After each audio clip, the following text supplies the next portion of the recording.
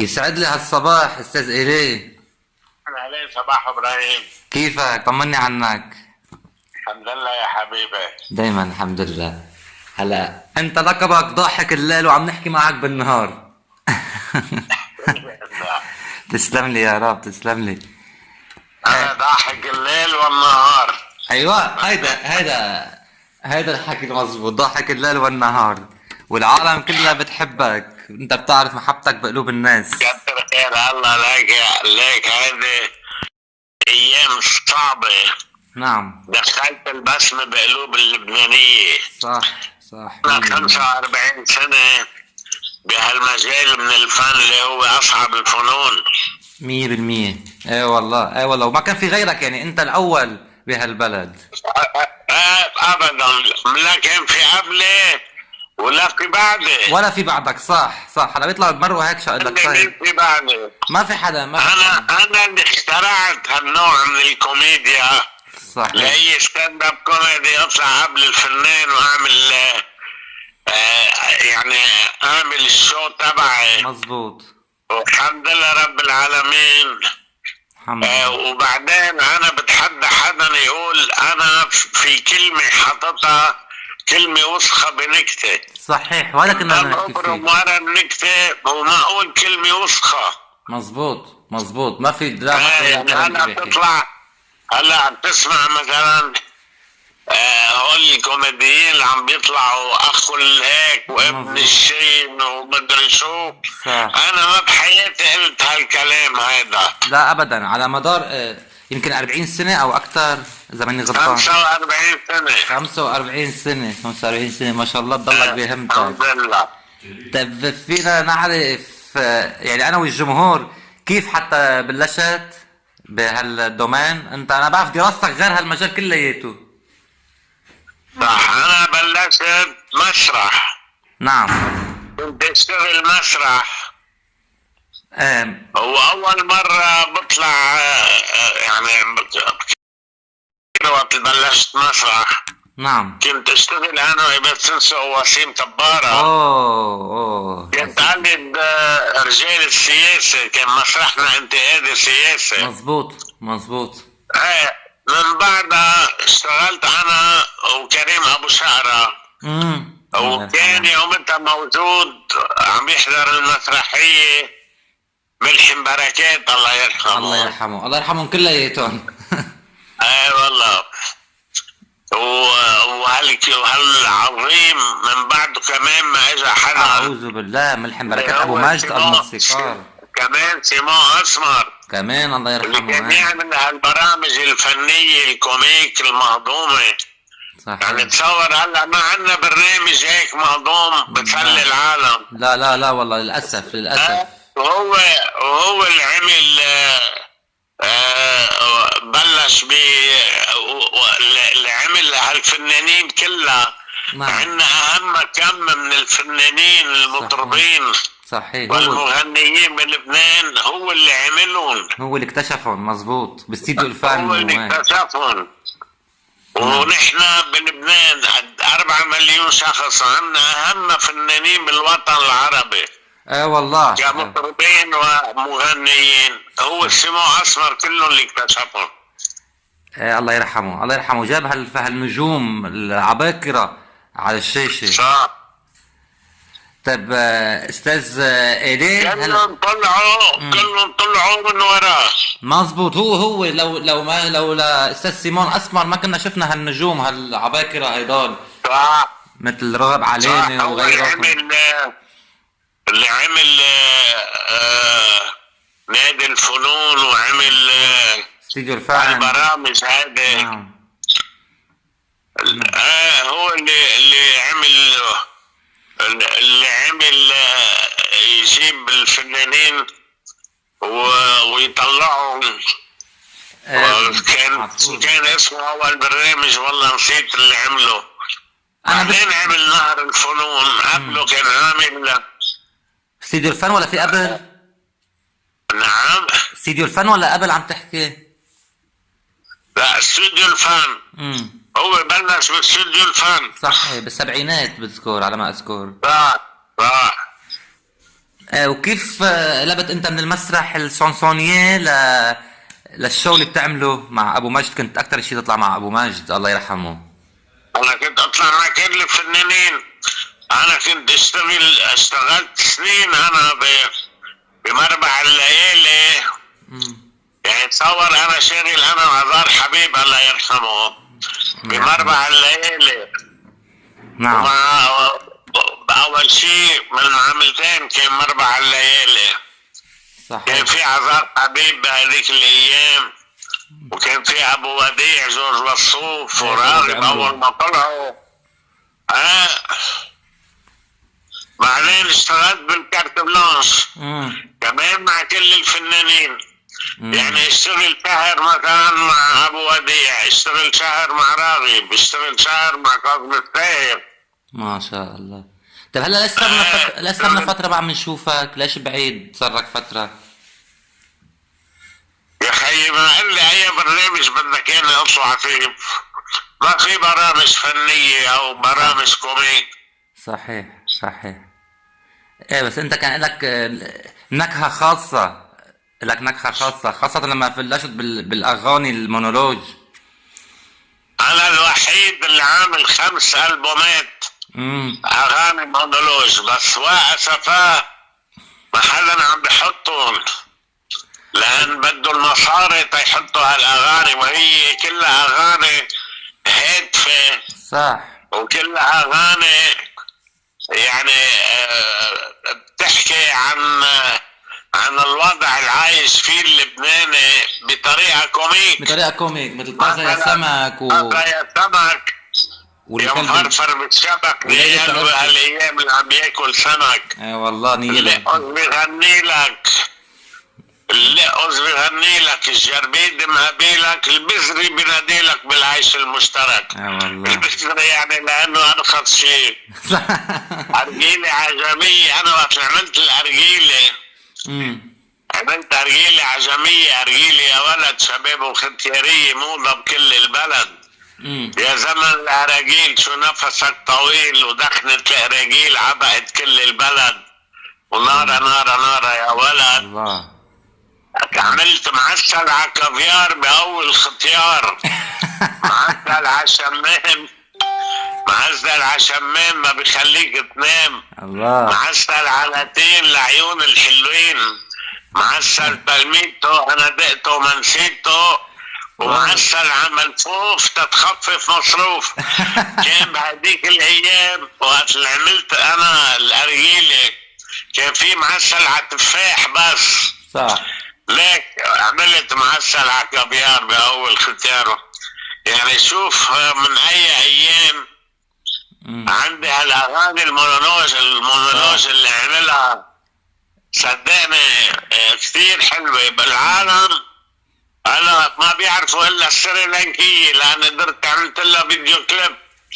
بينما هذوليك الاغاني قليل كثير العالم اللي بيعرفون، لان ما عملت لهم فيديو كليب. يعني الفيديو كليب بكلف 100%. صح صح.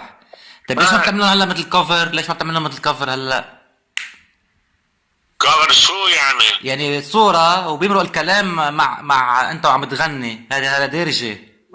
موجودين على اليوتيوب، عندي اغنية كلها نازلة على اليوتيوب. تمام، يلا اعطيني تصريح هلا قدام العالم انه انا بحق لي استخدمهم واعملهم كفر. اكيد بعطيك تصريح قدام العالم انه فيك تستعملهم وتعملهم كفر. على راسي استاذ إلي. طيب معلوم، لان اغاني الحقيقة يعني نياله كلبي كنيس. شوف مثلا هالغنية احلى مني عم بعيش. اي والله فعلا. لا بيتحمل مصايب ولا بيسمع بالضرايب، وبيتربع عم خدة ريش. نياله كلبي كنيس.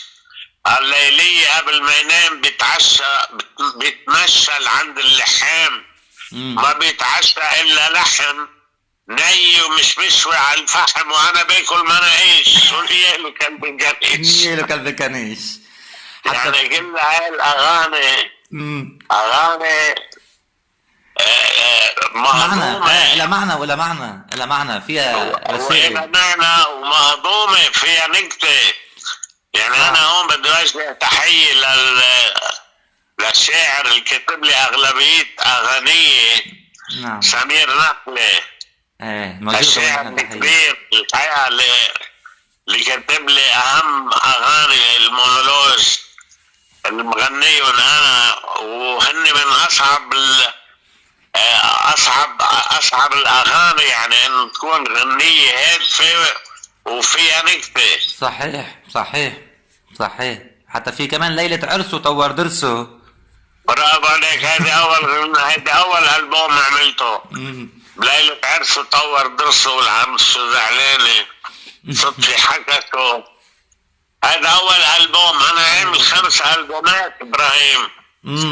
انا بعرف بتابعهم كنا هذا، بس ايه مثل ما بتقول انت هلا في كثير من الناس ما عارفه قديش كم الاغاني اللي عندك، ومنها سمعتهم للاسف تقصير. صح. هذه للاسف لازم. يعني عندك البوم،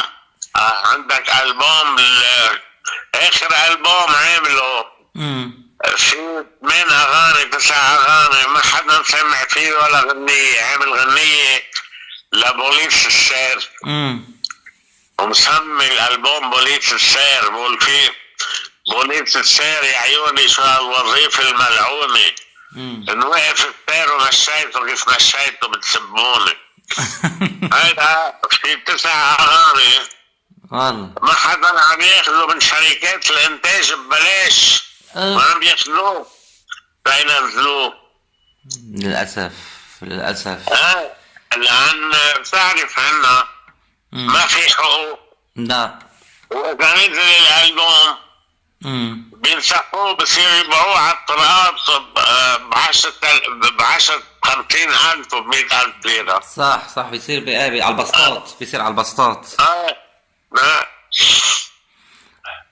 طيب في بدك توجه شي رسالة لهالتلفزيونات ولا شركات الانتاج كرمال هالمواضيع اللي عم نحكي فيها لهالالبومات؟ لك يا حبيبي شو بدي واجه رسالة؟ يعني التلفزيونات ما يعني بدهم فيديو كليب. وشركات الانتاج الله يساعدهم، يعني ما في حدا ما عم بينجوا. مشان هيك انا بقول لك لبنان فوضى. صح صح للاسف. صح. يعني لو بيضبطوا هالاشياء، الناس اللي عم تعمل اغاني، لو الدولة بتضبط انه تعمل ضبوطة باللي عم يسخوا الاغاني وينزلوهم بالسوق، يا ريت يا ريت. هيدي رسالة، هاي رسالة من إلي أيوب لحتى ينضبطوا هالمواضيع. صح. طيب وشو بتحب تقول لجمهورك اللي بيحبك ومشتاق لك؟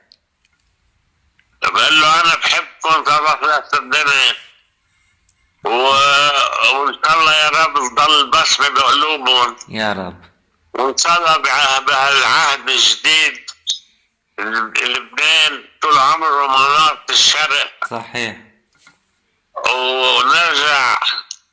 يرجع لبنان احلى من ما كان باذن الله. باذن الله باذن الله باذن الله، وبمحبة هالشعب، لانه الشعب بحق له يعيش، بحق له يعيش. اي والله. طيب بدي هلا منك هيك شغله انا شيلك. ما كملت لك بقى. انا كان عندي مسرحيه انا وكريم ابو شارة هاي بالثمانينات. نعم. فبيجي ملحم بركات. الله يرحمه. كان عنده نادي ملحم بركات بادونيس، بقول لي بتيجي بتحكي لك كم نكتة بتقدم بني سليمان، بترجع بتطلع بتحكي كم نكتة بتقدمنا. قلت له ايه. كنت خلص من المسرحية، كان بالاركادا مارينا بالمعاملتين، وروح على نادي ملحم بركات بادونيس. ومن هونيك بلشت اطلع ك ستاند اب كوميديان يعني. ايه. وبيجي مين بيحضرنا بهذيك الايام؟ سيمو اسمر، وبطلع معه بالبرامج. الحمد لله. وعرفنا إلي أيوب، وساعتها وعرفنا إلي أيوب بس هي مش انه تبلش كإلي ايوب، بدك استمرارية. ما هي ما هي ايه يعني ياما ناس طلعوا حني وانطفوا بعد ما عندهم استمرارية. صح، لا ما في انا شيء كنت جديد. ضل فتش عن نكتة جديدة، ضل اشتغل تعمل نكتة جديدة، جيب كتب اقراها تعمل نكتة جديدة، حلو. اقرا بالفرنساوي نكت، اقرا بالانجليزي نكت، حلو. حورها. وانا الوحيد اللي كنت مثل النكتة. مثلها صح. يعني انا كنت اطلع مثل النكتة، يعني اذا بدي احكي نكتة عن ابو العبد احكي بيروتي مثل ابو العبد. مثل ابو العبد بيروتي، اذا بدي احكي نكتة عن روزماري. طنطات الاشرفية احكي مثل ما بيحكوا طنطات الاشرفية. اذا صحيح. بدي احكي نكتة عن الكسروانة احكي كسروانة. كل منطقة تعطيها عن لهجتها. داحية احكي كسروانة. صح صح. مثل النكتة هذه ما حدا عملها، هي انا اخترعتها. مظبوط. لهلا بيطلعوا بيقولوا النكتة وما بيمثلوها، لا بيحكوها حكي. بيحكوها عادي. بيحكوها حكي، وبعدين انت الوحيد كمان اللي برمت العالم بالنكتة اللبنانية.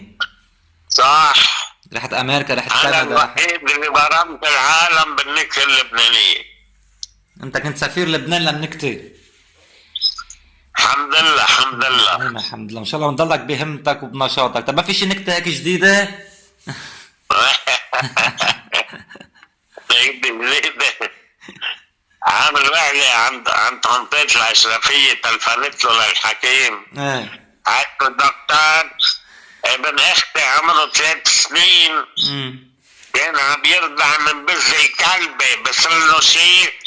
قال لا لا مدام ما تخافي ما بصير له شيء، بس وقت اللي بده يعمل بيبي وقت اللي بده يطير مي بيرفع اجره.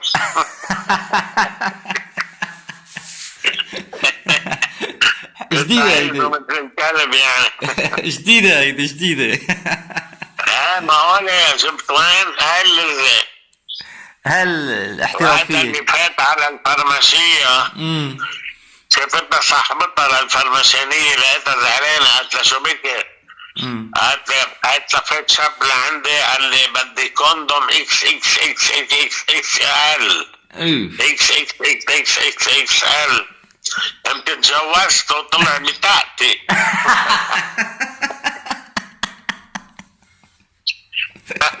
انغشت، هي فكرت شي. حلوة. حلوة. يعني انا استمتعت انه رجعنا هيك هالروح الحلوة. بعدين هلا مبسوط انا اكثر من غيره. اكيد العالم عم تحسدني، يعني انا عم بسمع منك النكتة لايف دغري، وهيدي كانت العالم تتمناها انها تسمع النكتة من الي ايوب لايف.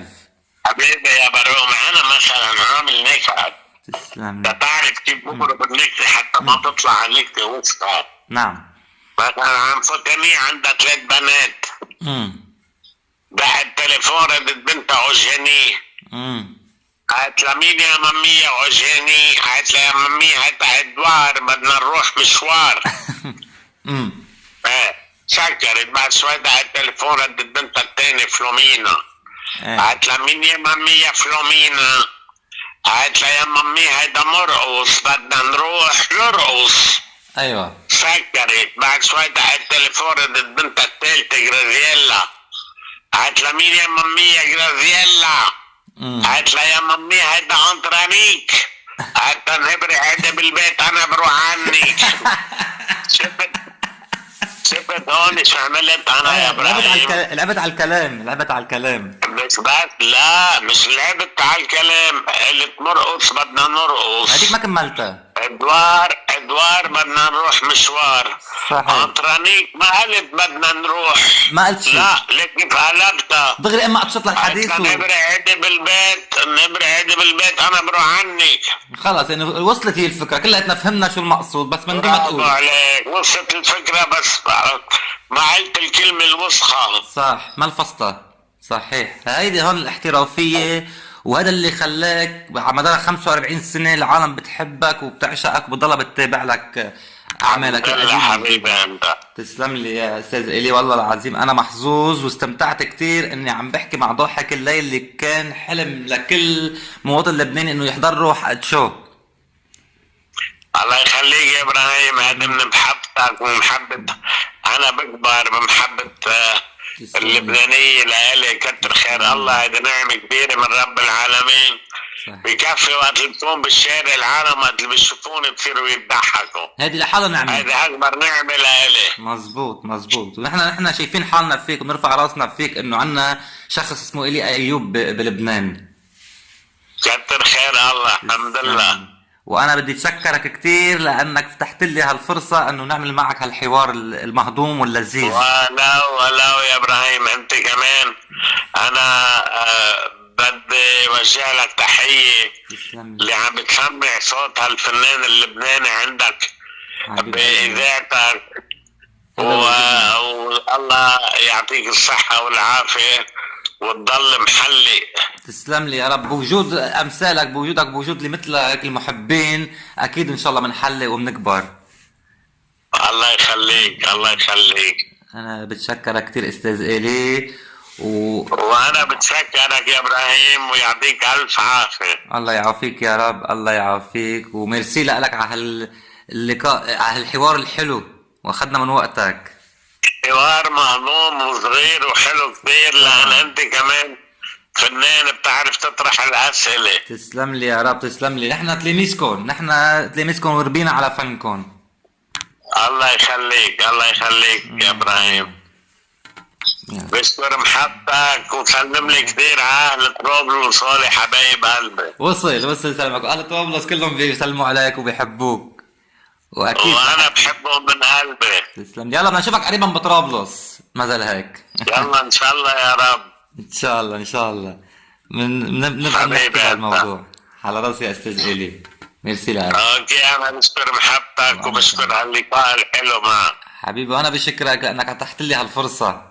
تسلم لي يا استاذنا. اهلا وسهلا فيك، تسلم لي انت. يلا باي امان الله. حبيبي، يلا باي باي باي يا خيي، باي باي. باي باي.